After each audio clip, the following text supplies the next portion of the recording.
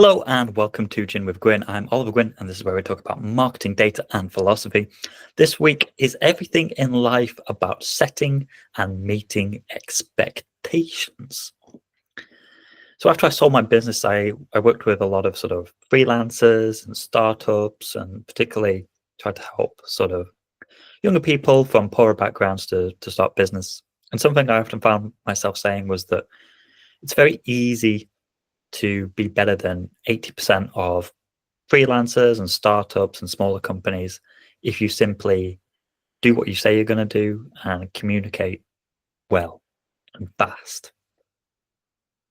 That doesn't mean giving the best possible service necessarily. It just means doing what you say you will do. If you set an expectation and then meet it, you'll be 80% better than most of the companies out there. And I still think that's true today. It's shocking how many companies don't get the basics right of their business, but they want to expand and they want to grow.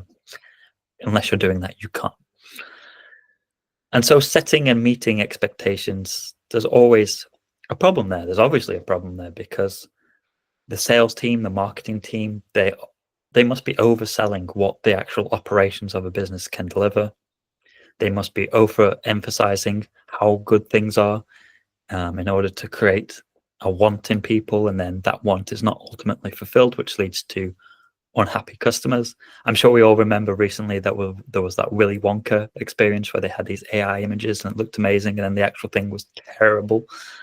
I don't think that guy should have gone ahead with that event, but also I don't think it's necessarily nice to ruin someone's life over a failed event. I think he should have just given the money back, and that could have been the end of that. But still, high expectations were not met, and people were very, very angry. And of course, it went all over the internet.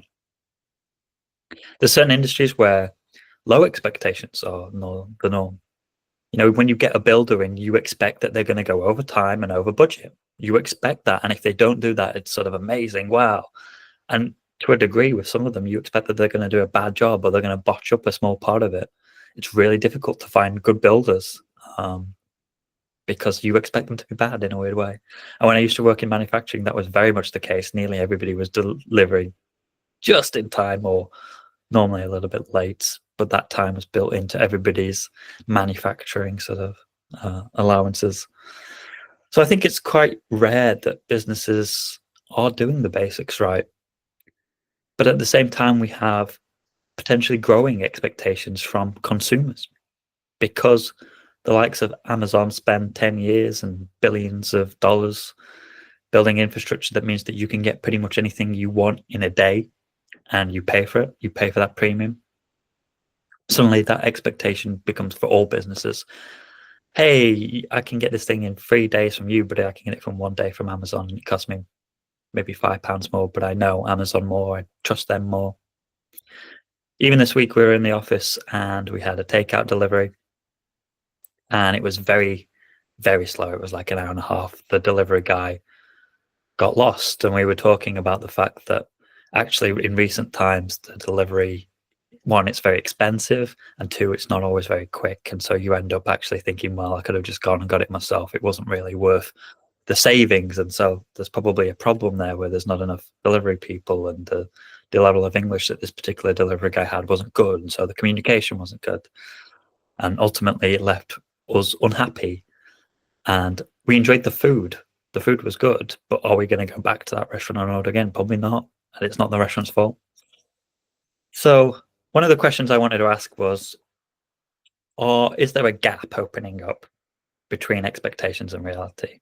And what I actually found was quite interesting is that people are growing more and more unhappy in life because the expectation is a lot higher than the reality. So I've got a few studies that I'm going to cite here. The first is a 2018 study in computers in human behavior, which found that social media, particularly platforms like Instagram, which focus heavily on images, correlate very strongly to lowest self-esteem and life satisfaction, particularly in women.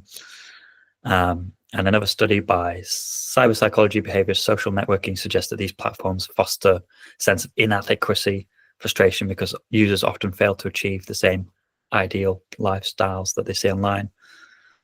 And there's a huge impact on that. One of the quotes was that the frequent exposure to idealized Images on social media platforms such as Instagram increases social comparison, which in turn amplifies users' dissatisfaction with their own lives and bodies. This effect is particularly pronounced among young women, leading to higher levels of body dissatisfaction and unrealistic expectations about appearance and lifestyle. And so you have this old quote that comparison is the thief of joy. And social media has made it so that it's very difficult in a way not to compare our lives with other people. People naturally are not going to share their boring days where nothing is happening. They're going to share their big life events on social media. They're going to send their edited photos out there. And so it can certainly seem that people on LinkedIn are winning things all the time and doing very successfully, and they're doing all these conferences and stuff, and you're not. And so very difficult not to compare yourself some of those, especially when you have all of these annoying lifestyle gurus who promise to 10x everything in 2 minutes if you just sign up to their class and all this kind of stuff. And so social media is fueling a gap between expectation and reality, but it's not the only thing as well. In a study called A Dark Side of the American Dream, there's a really strong correlation between financial success as a life aspiration and unfulfilled needs. The quote here is that the more individuals place a central focus on financial success and materialistic goals, the more they are likely to experience lower well-being and life satisfaction. These aspirations create a perpetual cycle of dissatisfaction, as material success is often pursued under belief that it will bring ultimate happiness, yet rarely does. And again, we think about social media. Where does social media get its money from? Largely from advertising, products, experiences, materialistic things. And so naturally, you have products being sold, even if it's not related, by YouTubers and influencers. You have, again, with LinkedIn, you have people boasting about their success. You have, oh, this person's just got a job raise or a job promotion all the time, and you feel like, oh, I've not got anything. And so more people are inclined to choose this materialistic thing. The gap widens in their expectation versus reality, and they become more dissatisfied because of that. And all of these things fuel a crisis in which perfectionism is increasing over time. So a 2019 study found that young adults today report significantly higher levels of socially prescribed perfectionism compared to previous generations. This rise is likely driven by societal factors such as heightened expectations from social media, academic pressure, and increasingly competitive job markets. And even in our relationships, expectations are growing. In a 2014 study called The Suffocation of Marriage, Climbing Mount Maslow Without Enough Oxygen, which is a long worrying title. Modern marriages are characterized by unprecedented expectations for personal fulfillment, emotional support, and personal growth. These elevated expectations, however, often place an immense pressure on relationships, leading to dissatisfaction when these high standards are not met. And so in every aspect of our lives, primarily seemingly fueled by social media, we are seeing enhanced pressure to perform because of other people. And of course, other people are only sharing their wins. They're not necessarily sharing their losses. And even when people do share their losses, it's typically afterwards, and they frame it in such a way and all that kind of stuff. It's not rarely that they're sharing, oh, I'm in £2 million of debt or anything like that. The other side of this coin about expectations, so we're generally unhappier because we feel that expectations are rising in what we expect from life and it's not being met. But for consumer brands, there's also a rising expectations in what people want. And we're seeing a rise in narcissism. So there's a great book called The Narcissism Epidemic, Living in the Age of Entitlement. And a great quote from that is, there's a cultural shift towards greater individualism and self-promotion, combined with the influence of social media, has fostered a sense of entitlement in many individuals, especially younger generations, who increasingly feel that they deserve special treatment and validation. And in indignation or anxiety, Individuals with high in narcissistic traits, including entitlement, are more prone to experiencing outrage, often perceiving slights where none exist. This leads to a cycle of outrage-driven expression where grievances are magnified and amplified on online platforms. And so we start to understand something that's quite complicated quite easily, which is that comparison is fueling a more individualistic approach to life in order to achieve more materialistic goals, career goals, all these kind of things. That is making us unhappier. And it's also meaning that we're becoming more narcissistic, which is meaning that when we feel offended, we're more prone to outrage. And suddenly we can understand why there is so much sort of clickbait content, which then fuels this even more. In Microaggression and Moral Cultures, there's a quote which is the rise of this victimhood culture is characterized by an increased focus on personal grievances and a tendency to escalate minor offenses into major moral transgressions, often accompanied by a sense of entitlement to reparation or special significance.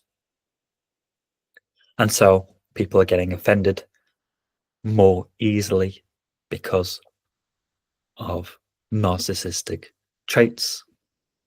I personally don't like the mentality or the framework of sort of the victim card. I don't really like that as a phrase, but I do think there is something true that specifically when we choose to interact in a social platform and we choose to engage on a subject that is to do with often things that we can't control, we enter into sort of a special class where we're talking about things that are culturally aligned with the big other. So if we are gay and we talk about gay rights, then we know that the moment historically we are in a period of pro-gay, pro-equality and all of that kind of thing. So we enter into a protected class where it's difficult or more difficult to attack our views no matter what they are, because attacking us is also basically to attack the entire class that we've sort of entered into. And so I do think then that plays a role in when people decide that they're going to post on things on social media, that they know that they're sort of entering into this protected class in a way. But I don't like the idea of a victim card or anything like that. I do think there is an element of truth in it, but I'm not sure it's quite true.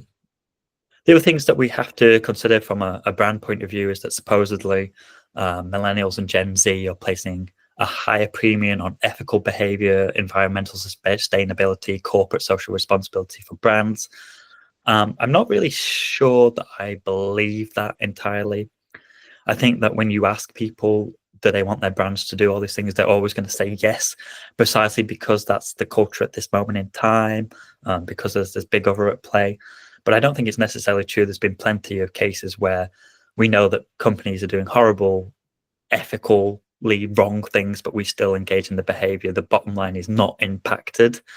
For example, we all know that iPhones are probably not made in the best of conditions, but they still get bought all of the time. We know that tungsten is particularly difficult to mine for and often might involve slave labor, but we still are using tungsten as a primary component in all of our smartphones. And so I think that we are perhaps not really finding the truth with these studies that say that Gen Z want people to align with their personal beliefs. I also think it's not necessarily true that they care so much, because unless it makes sense for that brand to do that, or the brand has decided to do something about that, do you really care? If McDonald's is, pro human rights, maybe, but do you care if they're anti-abortion or pro-abortion? Probably not. It doesn't really relate to them. But do you have that expectation for McDonald's? I don't think you really do. I don't think it will necessarily affect your buying decision. Maybe if they came out against what you believed in, maybe that would affect them, but you wouldn't have that expectation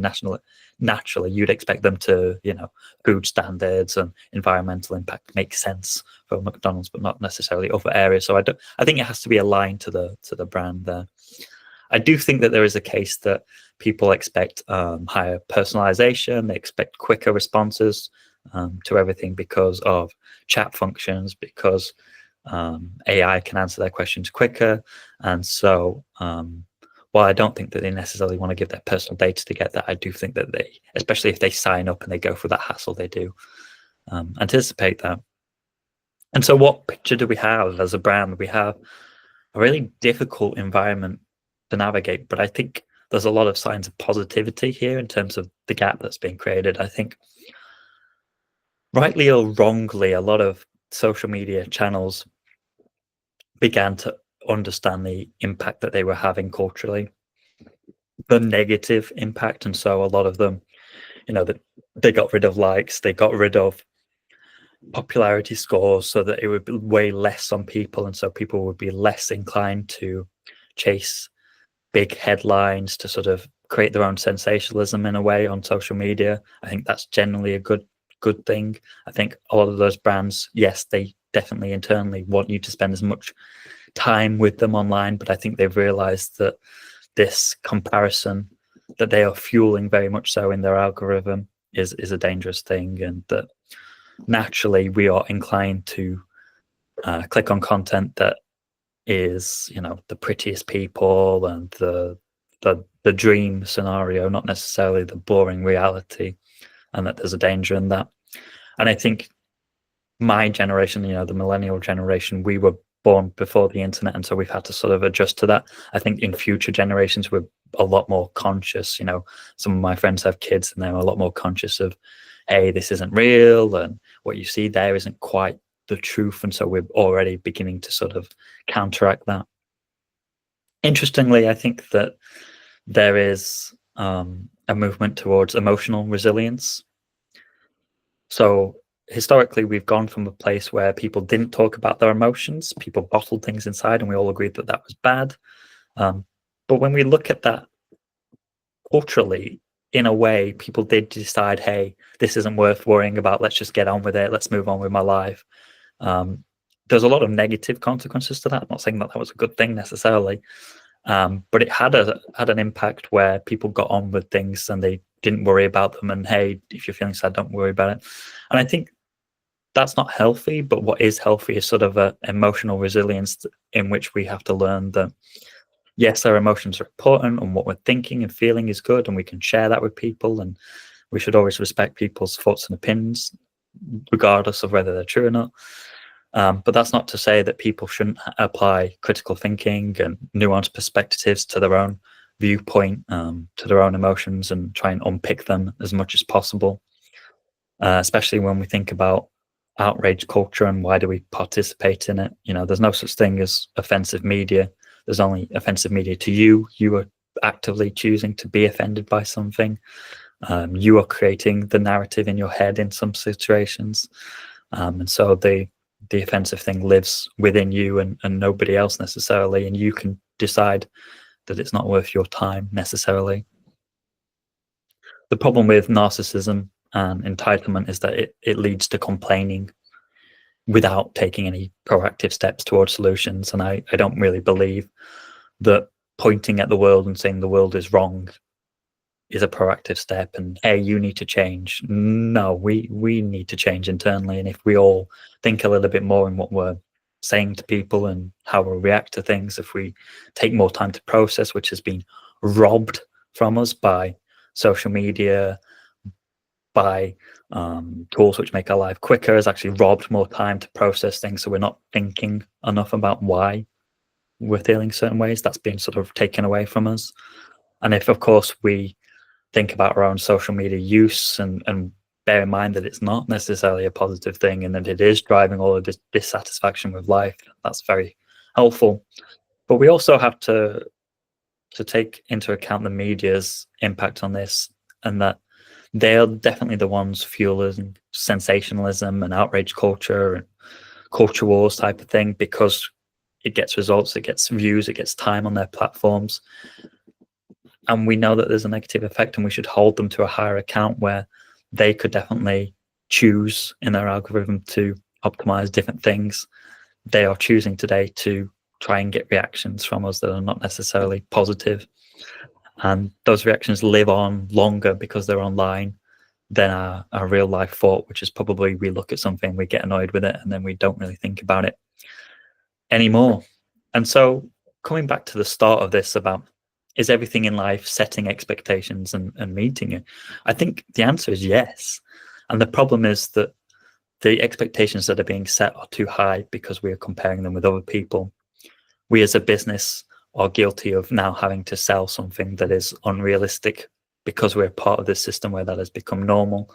And ultimately, it leads with dissatisfaction as us as human beings. It leads to dissatisfaction with us as customers, which lowers LTV, and it costs us more money in the long run. And so wherever possible, we need to try and set realistic outcomes that we know that we can achieve in life, in personal life, and as a business. So that has been my thoughts for the week. Hope you enjoyed this one. A bit of a widespread thought this week.